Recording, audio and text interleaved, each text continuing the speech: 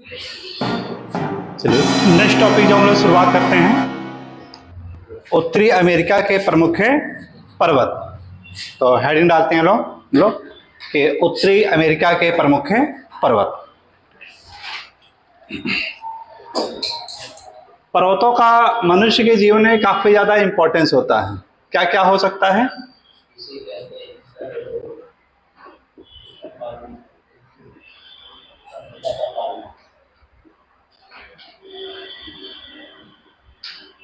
प्रमुख हैं पर्वत। पर्वतों का मनुष्य के जीवन में काफी ज्यादा महत्वपूर्ण रोल होता है। बताया जाता है कि जितनी भी जैव विविधताएं पाई जाती हैं, तो उन जैव विविधताओं को जो बैलेंस करने का कार्य करता है वो कौन करता है? ये पर्वत ही करता है। कह रहे ये कैसे हुआ?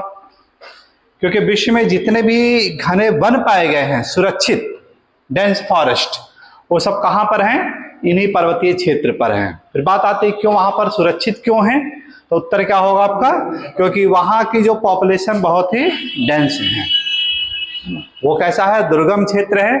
और उस दुर्गम क्षेत्र पर आवासीय क्षेत्र आपका क्या है? बहुत ही कम, यानी विरल जनसंख्या वाले क्षेत्र हैं। और जहां पर जनसंख्या विरल होगा तो मनुष्य उसका दोहन क्या करेगा? बहुत ही कम करता है ये। तो इस तरह से ये जैव विविधता को काफी ज्यादा ये बढ़ावा देते हैं ये। फिर और इसके अलावा और क्या कर सकते हैं हम लोग कि हमारी जो कल्चर है, एक सीढ़ीनुमा खेती की बात करते हैं हम लोग, तो जनजातियों का एक कल्चर है, ये यहाँ पर ही यही आपको मिलता है देखने को। फिर और देखिए क्या है कि खनिज संसाधन की बात करें हम लोग, तो खनिज संसाधन भी आपके यहीं पर पाए जाते हैं। अब पर्वतों की उत्पत्ति से संबंध में देखा जाए तो काफी ज्यादा विद्वानों ने अपने अपने विचार अभिव्यक्त किए हैं। इसकी उत्पत्ति की बात करें तो बहुत सारे जो विद्वान हैं इसके बारे में अपने अपने अभिव्यक्त करते हैं। इसी में एक विद्वान जो आते हैं, लोथियन ग्रीन महोदय। तो लोथियन ग्रीन ने भी देखे क्या है कि अपनी जो थ्योरी है चतुष्फलक सिद्धांत, वहां पर क्या किया उन्होंने? शील्ड की बात की है। वो इसकी बात की है, शील्ड की बात की है।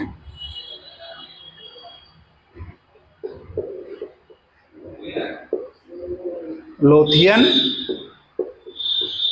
ग्रीन इसकी बात कर रहे हैं, शील्ड की बात करते हैं। जैसे कैनेडियन शील्ड के बारे में है ना, साइबेरियन शील्ड के बारे में, और फिर इसके बाद जो स्कैंडेनिया जो शील्ड था उसके बारे में, और अंटार्कटिका जो शील्ड था उसके बारे में। चार शील्डों के बारे में वो बातें किए हैं ये। फिर टेलर महोदय की बात करें, जिनका प्रमुख सिद्धांत क्या था? महाद्वीपीय प्रवाह हाइपोथेसिस, परिकल्पना।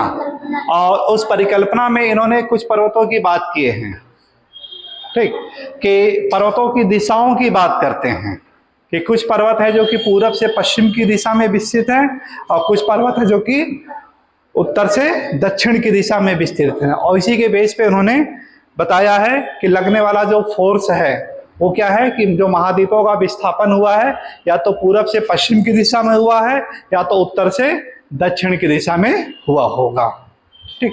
और इसी को आगे चल करके जो प्रमाण देते हैं, तो प्रमाण देने वाले कौन थे?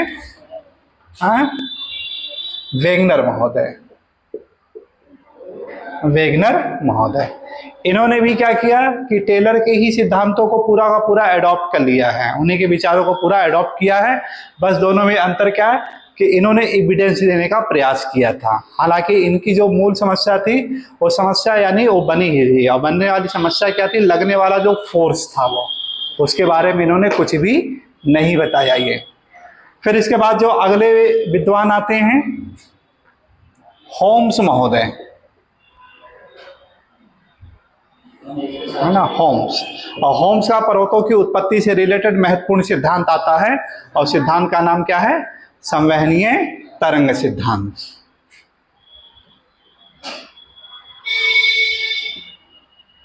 संवहनीय तरंग सिद्धांत। तो ये दौर है आपका 1929 का दौर था, है ना, 1929 का दौर। और उस समय एक तरफ देखा जाए पूरे विश्व में जो एक महामंदी की समस्या की ओर दौड़ रहा था, तो दूसरी ओर है विद्वानों का अपना अपना विचार है, वो भी अपने चरमोत्कर्ष पे था वो, ठीक है ना। तो यहाँ पे आपका होम्स का संवहनीय तरंग सिद्धांत, और होम्स ने संवहनीय तरंग के सिद्धांत के आधार पर पर्वतों की उत्पत्ति की बात की, वो लगने वाले फोर्स के बारे में बता दिया कि जिस वजह से मैग्मा जो है, धरातल के नीचे का जो मैग्मा है वो बाहर कैसे आता है। तो इन्होंने जो बात किया था, एक चैम्बर की बात की थी। किसकी बात की थी? चैम्बर। एस्थेनोस्फीयर की अगर बात करें तो यही भूल बेता है, उसके बारे में बता रहे हैं। एस्थेनोस्फीयर के बारे में, और इसी एस्थेनोस्फीयर में जो पाया जाने वाला था मैग्मा चैम्बर, और वही मैग्मा चैम्बर क्या कर रहा है कि वो ऊपर की तरफ यानी संवहन यानी तरंगे निकलती है ना, संवहनीय तरंगे निकलते हैं। और संवहनीय तरंगे बिल्कुल उसी तरह से निकलती है जैसे एक वेसल से रख दिया जाए और वेसल्स में पानी रख दिया जाए, और नीचे आपका जो बर्नर जल रहा है जिसे यानी यानी मैग्मा चैम्बर, और उसे यानी गर्म होकर के क्या हो रहा है वहां पे, संवहनीय तरंग यानी ये ऊपर की तरफ निकलती है। और ऊपर का जो पतली सी परत आपकी जो ढका हुआ है वो, जिसे यानी एक क्रस्ट का यानी कह सकते हैं, उसी को क्या कर रहा है वो संवहनीय तरंग, उसको ऊपर ढकेलने का प्रयास करता, हटाने का प्रयास करता है ये, ठीक। तो सेम वही कंडीशन क्या हो रहा है हमारे पृथ्वी के अंदर होता है, बिल्कुल ये बहुत अच्छा एक मॉडल के रूप में इसको आप समझा सकते हैं कि जब खाना पकाते हैं तो खाना पकाते समय हमेशा क्या करिए कि होम्स महोदय को याद रखिए। जब भी आप लाइटर से गैस जला रहे हैं या दाल वाल भी पका रहे हैं, पानी वानी इस तरह से या दूध जैसे उबाल रहे हैं, तो वहाँ पे हमेशा क्या करिए संवहन तरंग को, ये होम्स को यानी याद रखिएगा, ठीक। तो बहुत बड़ा एक मोड़ आता है, यहाँ से टर्निंग पॉइंट आता है कि अब तक के जो विचारधारा थे उन सब विचारों का जो सबसे बड़ा प्रमाण देते हैं कौन है? होम्स महोदय दे देते हैं। और यही होम्स महोदय का जो आगे चल करके क्या है कि प्लेट विवर्तन के सिद्धांत का सबसे बड़ा आधार बन जाएगा ये, ठीक ना, क्योंकि जो मेन समस्या है लगने वाला जो फोर्स, उस फोर्स की यानी गुत्थी को सुलझा देते हैं, ठीक। तो आगे जो इसी से है रिलेटेड आपका कि एक है आपका, इसी में एक और आता है कोबर का भूसन्निधि सिद्धांत भी आएगा। कोबर का भूसन्निधि सिद्धांत। तो जियोसिंक्लाइन शब्द का जो प्रयोग करने वाला था हालन डाना, और इसी को कोबर ने अडॉप्ट कर लिया, उसी से रिलेटेड इन्होंने भूसन्निधि का सिद्धांत दे दिया। और इसी में एक और आपका आता है प्लेट विवर्तन के सिद्धांत। प्लेट विवर्तन की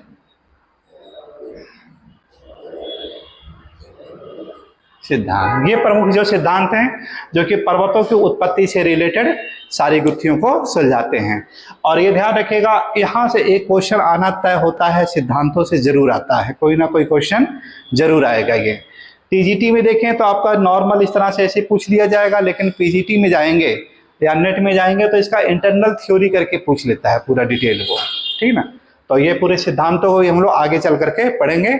यहाँ पे हल्का सा केवल हम लोग लिंक कर दे रहे हैं, इससे को रिलेटेड है, ठीक। फिर इसके बाद पर्वतों की बात करें हम लोग तो पर्वतों को 4 उपवर्गों में डिवाइड किया गया था। एक था आपका आर्कियन क्रम की जो पर्वत थे,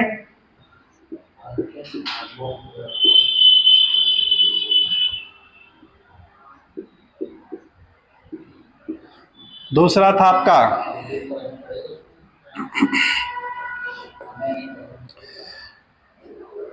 आर्कियन युग के जो पर्वत की उत्पत्ति होती, जो सबसे प्राचीनतम पर्वत हैं ये, तो ये जो प्री पैलियोजोइक आपका आता है, किसमें आता है ये? प्री पैलियोजोइक, उस समय की बात करते हैं, है ना। तो यानी विश्व के जितने भी प्राचीनतम पर्वत हैं वो सब के सब क्या हैं? इसी आर्कियन युग की चट्टानों से निर्मित है। इसका सबसे अच्छा एग्जाम्पल मिलता है आपका ये राजस्थान वाला जो मिलता है आपका ये, ठीक ना, तो वहां पे आपको देखने को मिलता है। फिर आर्कियन के बाद आपका है कैलिडोनियन, है ना,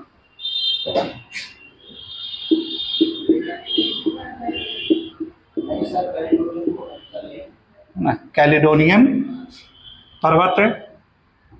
तो प्री पैलेओजोइक के बाद जो पैलेओजोइक काम आएगा आपका वो, तो उसी समय क्या हो रहा है कि कैलिडोनियन हलचल होता है वो, और उस हलचल के द्वारा फिर क्या हो रहा है कि पर्वतों की उत्पत्ति होती है ये।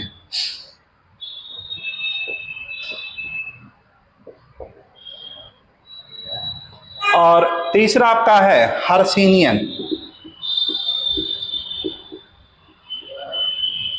कुछ ऐसे हैं जो कि हर्सिनियन हलचल के द्वारा उन पर्वतों की उत्पत्ति आपकी हुई है। और इसका जो है आपका मेसोजोइक जो आपका काल आता है उस समय आपको देखने को मिलता है ये मेसोजोइक। और लास्ट में आपका है अल्पाइन, लास्ट का आपका है अल्पाइन जो कि सिनोजोइक,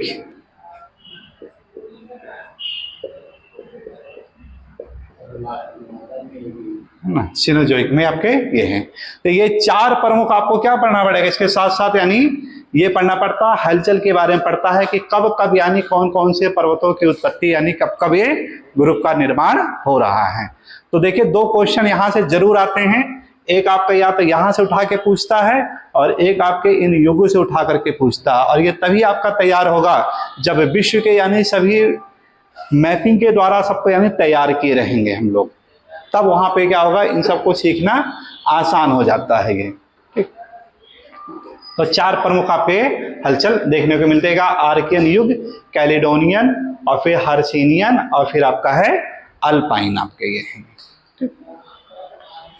अब इन्हीं से सब तुलनात्मक करके हम लोग यहाँ के पर्वतों के बारे में पढ़ते हैं ये, ठीक। तो आते हैं हम लोग देखते हैं अलास्का।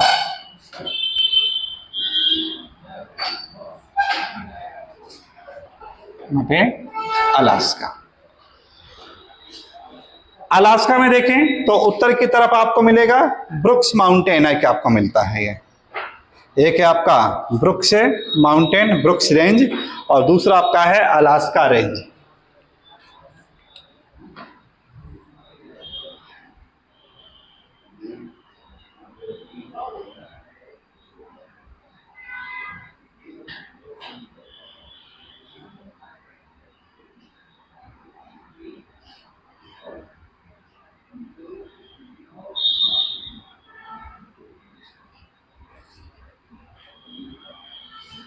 ब्रुक्स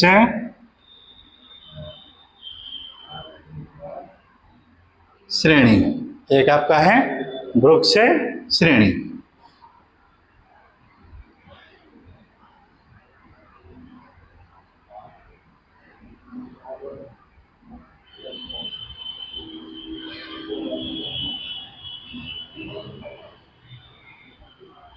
दूसरा आपको ये मिलेगा अलास्का श्रेणी।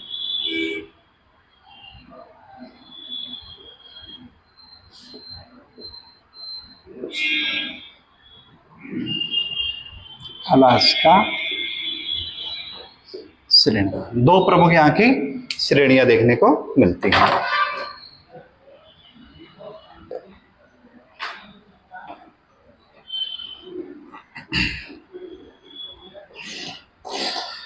दोनों श्रेणियों के मध्य से कोई नदी नजर आ रही है?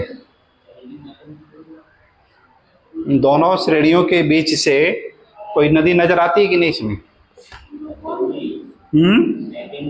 McKenzie, very good. और मैकेंजी नाम का एक पर्वत भी मिलेगा आपको यहाँ।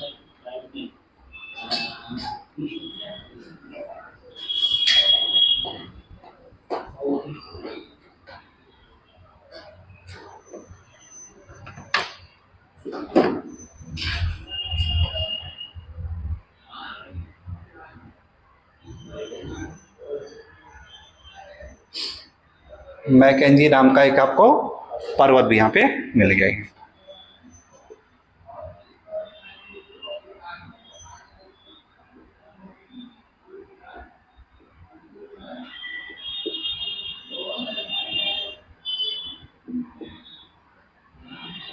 मैकेंजी श्रेणी।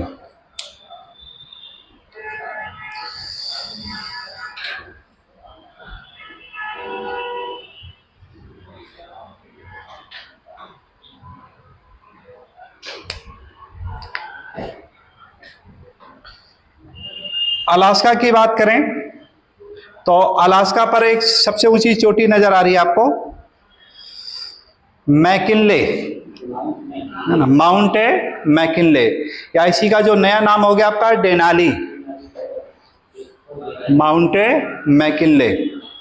कितनी ऊंचाई है? 6194।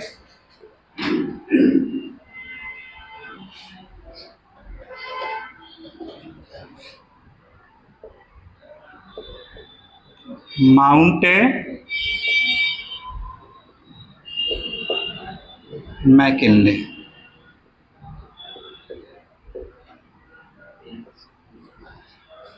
माउंट मैकिनले,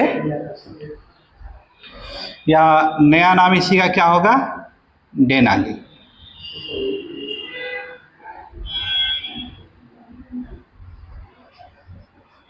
डेनाली चोटी। इसकी देखिए जो सबसे बड़ी विशेषता है कि अगर क्वेश्चन आपको पूछा जाए कि बताइए कि उत्तरी अमेरिका की सबसे ऊंची चोटी का नाम बताइए, तो उत्तर क्या होगा आपका? माउंट मैकिनले या डेनाली की चोटी। अगर आपसे पूछा जाए दक्षिण अमेरिका की सबसे ऊंची चोटी का नाम बताइए, तो क्या बताएंगे आप लोग? अंकांगुआ। अफ्रीका महाद्वीप की सबसे ऊंची चोटी का नाम बताइए, किलिमंजारो। और एशिया महाद्वीप की सबसे ऊंची चोटी का नाम बताइए, माउंट एवरेस्ट। यूरोप महाद्वीप की सबसे ऊंची चोटी का नाम बताइए, यूरोप महाद्वीप की सबसे ऊंची चोटी का नाम बताइए।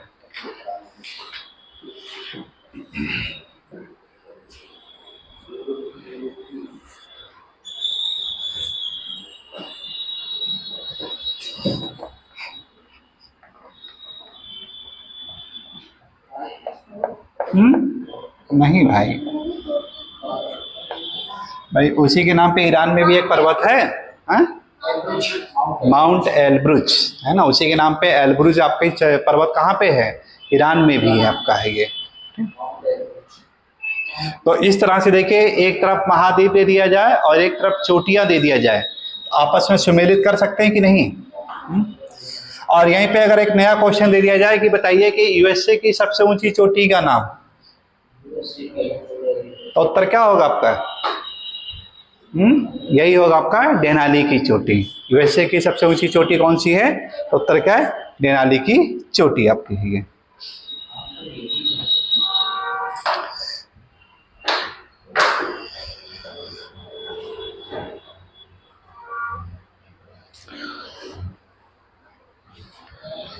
कनाडा के तट के साथ एक आपको ऐसे लंबी सी पर्वत श्रेणी देखने को मिलती है, ये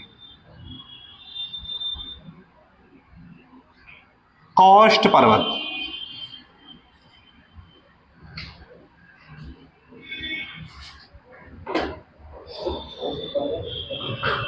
या हिंदी में लिखा होगा तटीय पर्वत करके लिखा रहेगा।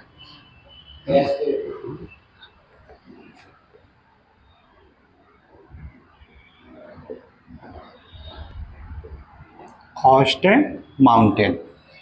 तो ये बिल्कुल तट के सहारे देखे, बिल्कुल आपका लगा हुआ उसी के साथ में ही है। और कॉस्ट पर्वत पर देखें तो आपको एक सबसे ऊंची चोटी मिलेगा, माउंट लोगान, 6050, सबसे उत्तर में ही है।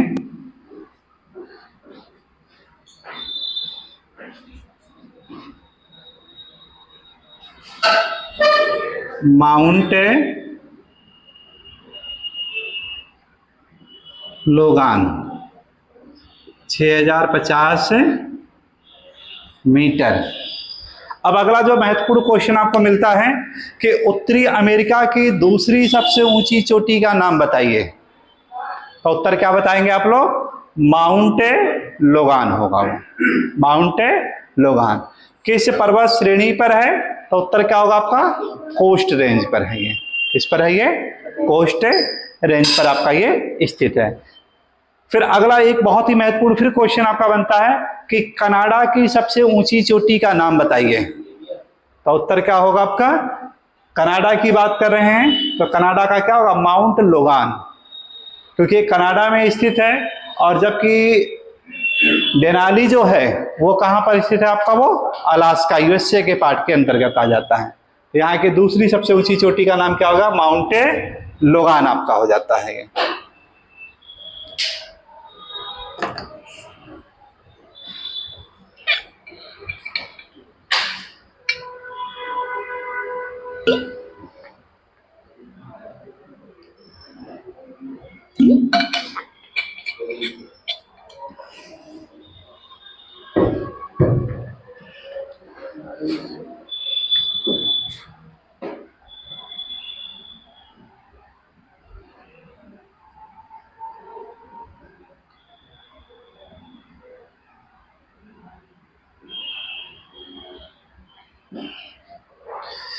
यहां पे है कास्केड पर्वत।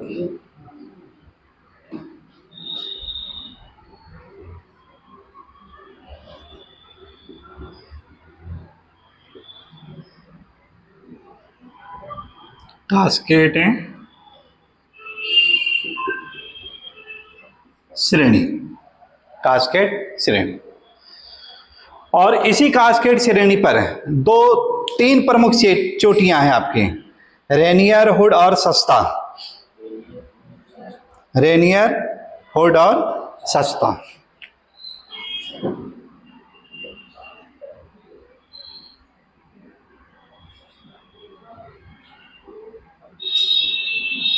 रेनियर,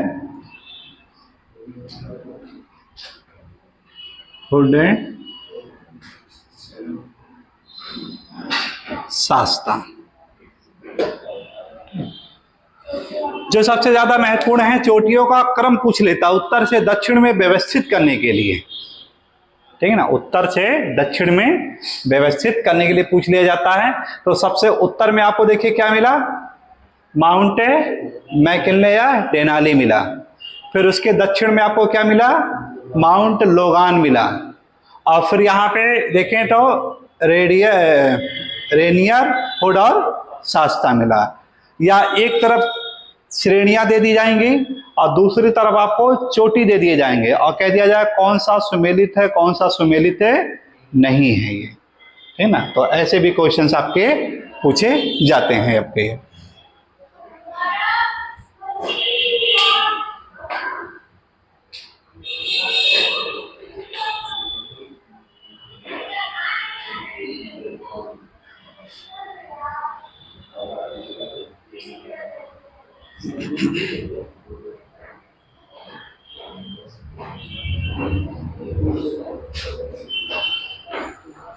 और इसके तरफ साउथ की तरफ चलते हैं हम लोग, सियरा नेवादा, जो कि कैलिफोर्निया में है आपका ये।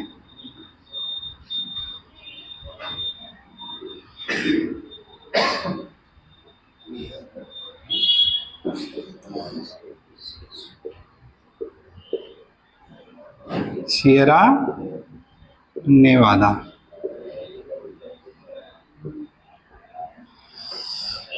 एक चैप्टर हम लोग पढ़ेंगे भ्रंश और वलन, है ना? भ्रंश और वलन। तो वहां पे इनके द्वारा एक माउंटेन का निर्माण होता है, ब्लॉक माउंटेन। भ्रंशात्मक पर्वत की प्रमुख एग्जाम्पल मिलते हैं।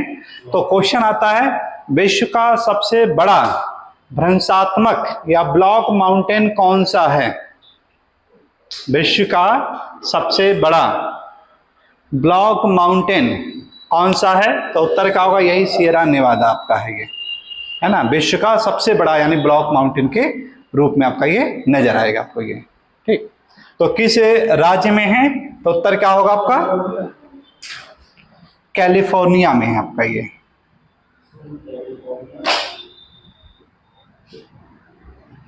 कैलिफोर्निया।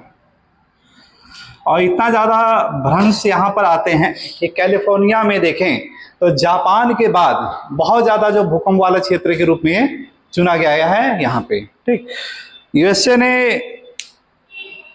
अपने अपने टेक्नोलॉजी का प्रयोग किया है, जैसे जापान ने किया है। तो जापान ने भूकंपरोधी मकान बनाए हैं कि जब मकान बनाता है तो दीवालों में क्या करेगा वो है, जो बिम होते हैं, बिम में रबड़ यानी भर देता है। और रबड़ भरने से क्या होगा, जो इलास्टिक थ्योरी है तो उसमें लचीलापन आ जाता है। यानी एक बार क्या होगा, ऐसे भूकंप आया, झुका और झुक करके पुनः फिर खड़ा होगा। जैसे एक रबड़ को है झुका दिए फोर्स लगा के, और फिर जब फोर्स लगाना छोड़ दिए फिर अपने पुनः अवस्था पे वो चला जाता है। तो सेम इस टेक्नोलॉजी पर क्या है, जापान में बनाया गया है ये। इसने क्या किया है अमेरिका ने, कि कैलिफोर्निया में भूकंप से बचने के लिए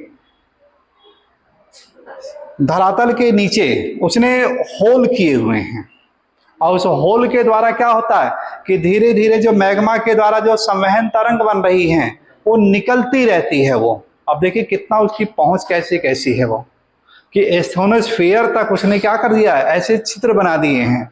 और वहां से धीरे धीरे क्या हो रहा, वो बिल्कुल गैस के रूप में हल्का हल्का जो संवहन तरंगे हैं वो यानी हो रहे। तो इससे क्या होगा कि जो आपका यहाँ पे भ्रंश बना है, तो भ्रंश को कैसे सुरक्षित रखा जाए ताकि वहां पे कंपन यानी कम से कम हो। जब नीचे का लगने वाला जो मैग्मा जो फोर्स होगा वहां पे संवहन, जब बाहर निकल आएगा तब क्या होगा, वहां पे कंपन होने की संभावना कम हो जाएगी। तो इस प्रकार वहां पे इसने अपनी इस टेक्नोलॉजी का प्रयोग किया है। तो ये सब क्या कर सकते हैं इससे, कि भूकंप जैसी आपदा को मिनिमाइज कर सकते हैं, यानी आपदा को पूर्णतः टाल नहीं सकते हैं। अचानक कभी हो सकता है कि मैग्मा चैम्बर है अपने चरमोत्कर्ष पर आया, कि जो रेडियो एक्टिव आपका विकिरण है, जो आपके रेडियो पदार्थ हैं काफी ज्यादा मात्रा में मिल गए, और अचानक क्या होगा, इतना ज्यादा अगर आ गया, जैसे देखिए भगोना हम लोग जब वेसल्स को करते हैं तो क्या करते हैं, संवहन तरंग को निकालने के लिए हल्का सा खोल देते हैं, यही तो करते हैं हम लोग, हल्का सा खोल देते हैं। तो परिणाम क्या होगा, जो भाप होती धीरे धीरे निकलती जाती है, और जब भाप निकलती जाती है तो परिणाम क्या होगा कि दूध का जो उबाल होता है वो रुक जाता है। तो दो तरीका होता है, तो एक हल्का सा खोल देना, लेकिन अचानक बर्नर को तेज कर दें आप, तो वो छोटा सा जो काम होगा वो नहीं कर पाएगा। अचानक क्या होगा, फिर तेजी से उबाल आ जाएगा। तो सेम यही कंडीशन क्या होगा, धरातल के नीचे होता है। जब रेडियो एक्टिव पदार्थ यानी कम होगा, मंदम, तो धीरे धीरे वो निकल रहा है, लेकिन जब रेडियो एक्टिव पदार्थ काफी तेजी से मैग्मा चैम्बर में जब उत्पन्न होगा तब परिणाम क्या होगा, इतना ज्यादा संवहन तरंग होगी कि उसको भी रोके नहीं पाएगा। तो इस तरह से यहाँ पे अक्सर यानी ये भूकंप जैसी घटनाएं ये सब देखने को मिलती है ये। ठीक, तो भूकंप आपदा से बचने के लिए अगर कहीं पे आपको निबंध लिखने की बात आती है कि भूकंप से कैसे यानी कम किया जा सकता है, या भूकंप क्या है, भूकंप की मूल समस्याएं क्या है, तो ये सारी चीजें आप क्या है थ्योरी के रूप में बहुत बढ़िया लिख सकते हैं ये। इतना ज्यादा अच्छा लिख सकते हैं इस पे कि दूसरे सब्जेक्ट वाले इस पे नहीं लिख पाएंगे ये। ठीक, तो वहां पे ये जापान की टेक्नोलॉजी ये, और आप ये कैलिफोर्निया की जो टेक्नोलॉजी है ये, इन दोनों को इंक्लूड कर सकते हैं आप ये। ठीक ना, और अक्सर ये कहीं ना कहीं आपको मिलता ही है ये। ठीक, तो सियरा नेवादा, तो सियरा नेवादा आपका कैलिफोर्निया, और इसी पे देखिएगा एक चोटी मिलेगी व्हिटनी की चोटी, व्हिटनी मिल गया होगा, देखिए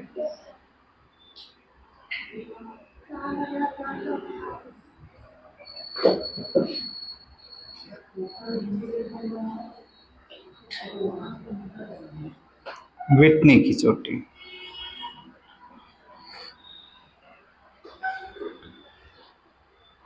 अब देखते हैं हम लोग यहां का जो सबसे लॉन्गेस्ट रेंज के रूप में जानी जाती है रॉकीज माउंटेन।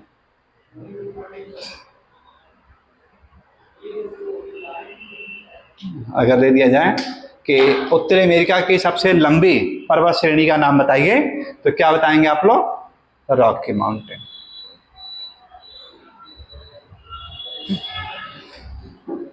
रॉकी माउंटेन का जो विस्तार है दोनों देशों में है, उत्तर में आपका कनाडा और दक्षिण में आपका यूएसए, दोनों में आपका ये। और इसी में देखिएगा माउंट अल्बर्ट यूएसए में, यूएसए में आपका है माउंट अल्बर्ट, मिला कि नहीं?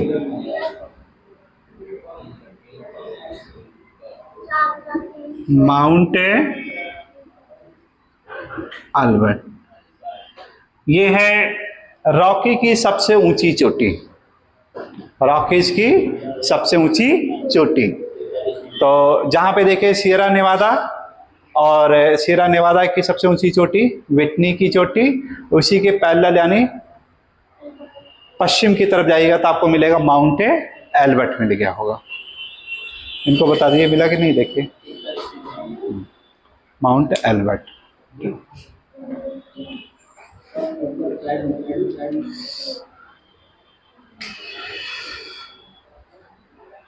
सियरा नेवादा और रॉकीज के बीच में है ग्रेट बेसिन का पठार, बहुत महत्वपूर्ण है भी आपका ग्रेट बेसिन का पठार।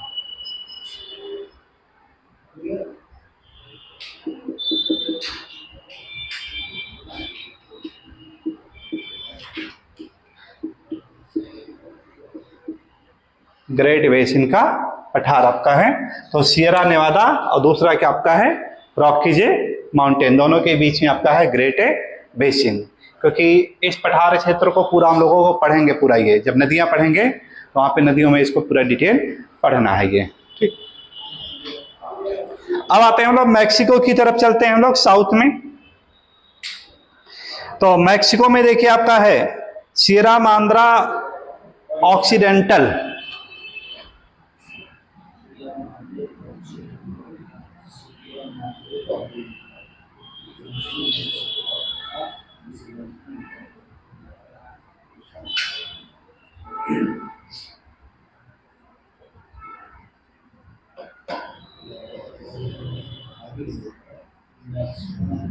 सियरा मांद्रे ऑक्सीडेंटल, और पूरब की तरफ आपको मिलेगा ये Sierra Madre Oriental.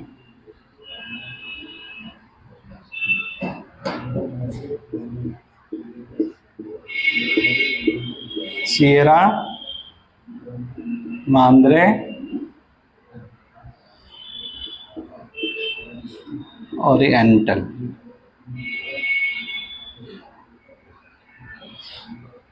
Sierra Madre Oriental. तो एक पूरब की तरफ है और दूसरा क्या आपका पश्चिम की तरफ है। अब बात आती है कौन सा पूरब है कौन सा पश्चिम, इसी में ज्यादा कंफ्यूजन होता है, ठीक। तो ओरिजिन से याद कर लीजिएगा, सन ओरिजिन। तो सन ओरिजिन किधर होता है आपका पूरब की ओर होता है, तो पूरब ओरिजिन, ओरिजिन ओरिएंटल, ठीक है ना। तो वहां से आपको याद हो जाएगा कि पूरब की तरफ आपका है ओरिएंटल है और पश्चिम की तरफ क्या होगा आपका ऑक्सीडेंटल है आपका। और दोनों के बीच में आपको पठार जो मिलता है आपका मैक्सिको का पठार मिलता है ये, ठीक। तो इस प्रकार एक आपको ये पर्वत का ये आपका स्वरूप मिलता है, और इन्हीं पर्वतों को एक सामूहिक रूप से नाम दे दिया जाता है कार्डिलेरा पर्वत, पश्चिम कार्डिलेरा पर्वत कहते हैं इसी को। क्या नाम दे दिया जाता है पश्चिमी कार्डिलेरा माउंटेन। अब यहां पे जो बात आती है कार्डिलेरा क्या चीज है,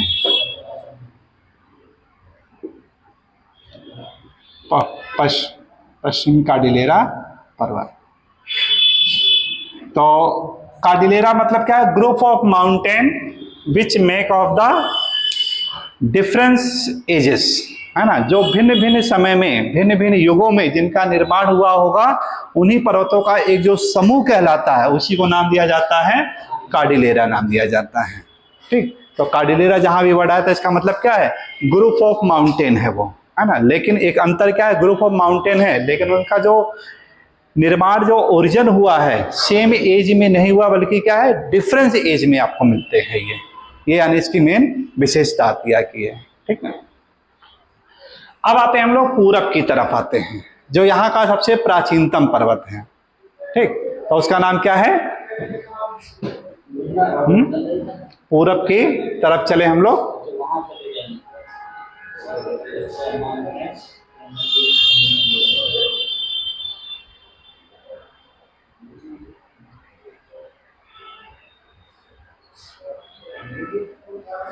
ऑपलेशियन माउंटेन।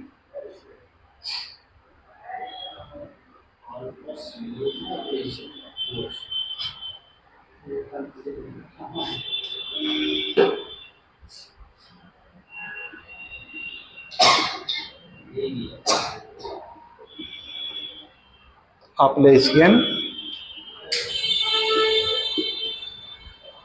माउंटेन, इसका भी विस्तार है, देखिए दोनों में पड़ जाता है, कनाडा में भी है और कहां पे है, यूएसए, दोनों जगह पर आपका ये देखने को मिलता है ये।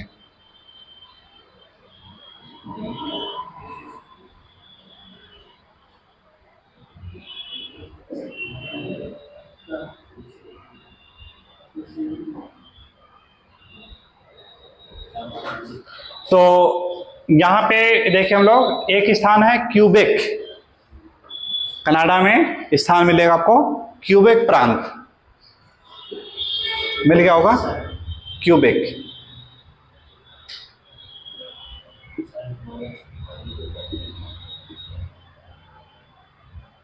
क्यूबेक मिल गया, सेंट लॉरेंस की जहां पे खाड़ी थी, ठीक ना, हाँ क्यूबेक।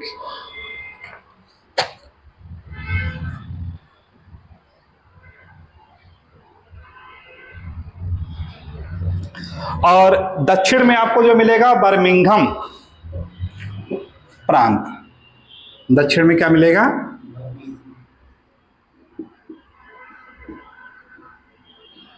बर्मिंघम।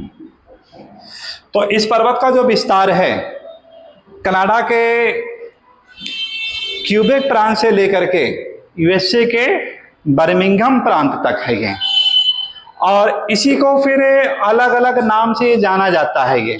यहाँ पे जो रंग बिरंगे जो पर्वत आपको देखने को मिलते हैं वो आपको यहीं पर आपको मिलेगा।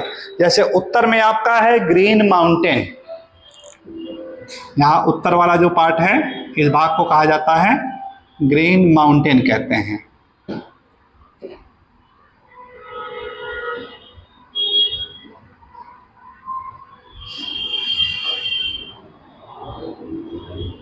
आईएएस में क्वेश्चन आ गया था एक बार कि हरा पर्वत कहाँ है, बड़ा अजीब लगा ये हरा पर्वत लाल पर्वत क्या क्या है सब चीजें, तो इसी को नाम दिया जाता है ग्रीन माउंटेन, सबसे उत्तर में है आपका ये। और मध्य वाला जो क्षेत्र आता है ये, यहां पे आपका है व्हाइट माउंटेन है,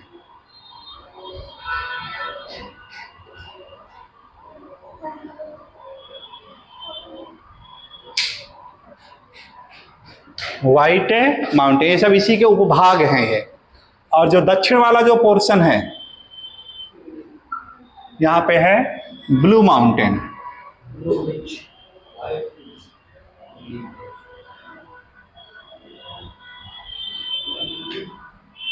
ब्लू माउंटेन। तो ये सब है जो रंग बिरंगे पर्वत हैं आपके, वो सब क्या है इसी के पार्ट के रूप में जाने जाते हैं ये। यहाँ के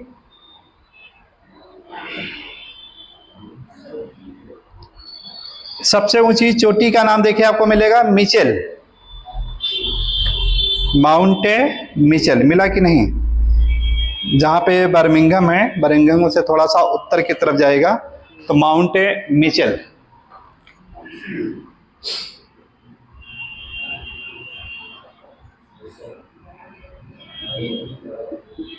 माउंट मिचेल आपका है। तो ये यहाँ के प्रमुख पर्वतों से संबंधित आपका है ये सारी चीजें।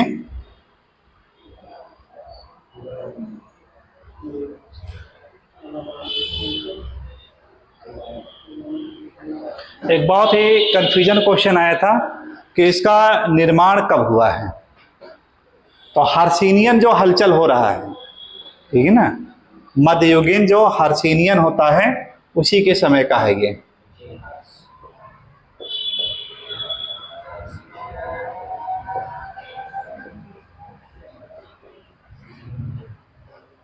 हर्षिनियन, कहीं कहीं पे आपको ये कैलिडोनियन भी कह दिया जाता है इसको, कहीं कहीं क्या है बुक में कैलिडोनियन भी मिलता है। तो ध्यान रखिएगा, कैलिडोनियन में इसका उत्पन्न होना, ओरिजिन होना यानी शुरुआत की प्रारंभिक अवस्था है। जो डेवलप की अवस्था वो कब है आपका, हर्सिनियन। तो इसलिए हर्सिनियन रखना ये ज्यादा उचित रहेगा ये, ठीक है ना। क्या रहेगा, हर्सिनियन, मध्ययुगीन हर्सिनियन काल के पर्वत के रूप में जाना जाता है ये, ठीक। तो अब इन्हीं पर्वतों के संदर्भ में हम लोग यहाँ के प्रमुख जो नदियां होंगी उन नदियों के बारे में पढ़ेंगे। यहाँ के जो पठारी क्षेत्र हैं उन पठार से रिलेटेड, यहाँ के जो मरुस्थल होंगे उन मरुस्थलों से रिलेटेड, और यहाँ के जो झील होंगे झीलों के संबंध में, सबका यानी 1 बाय 1 करके पूरा ये डिटेल हम लोग पढ़ते रहेंगे एक एक करके, ठीक। तो इसको नोट कर लेते हैं, ठीक।